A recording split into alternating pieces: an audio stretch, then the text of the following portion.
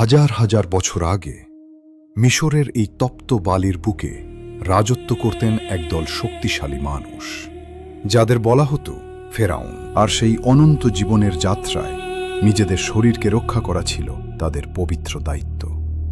তাই মৃত্যুর পর এক বিশেষ বৈজ্ঞানিক পদ্ধতিতে তাদের দেহ সংরক্ষণ করা হতো, যাকে আজ আমরা চিনি মমি নামে।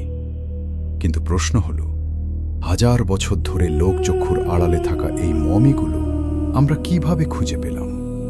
এই মরুভূমির নিচে কোথায় লুকিয়েছিল এই রহস্য? এই রহস্যের জট খুলতে শুরু করে 1881 সালে নীল নদের পশ্চিম তীরে দেইর এল বাহারি নামক এক নির্জন পাহাড়ের খাঁজে।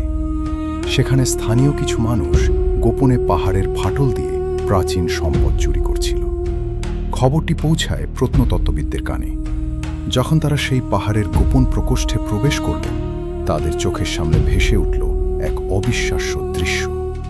সারি সারি কাঠের কফিন, আর তার ভেতরে ঘুমিয়ে আছেন মিশরের মহান সব রাজারা, যাদের মধ্যে ছিলেন প্রতাপশালী রামেসিস দ্বিতীয়।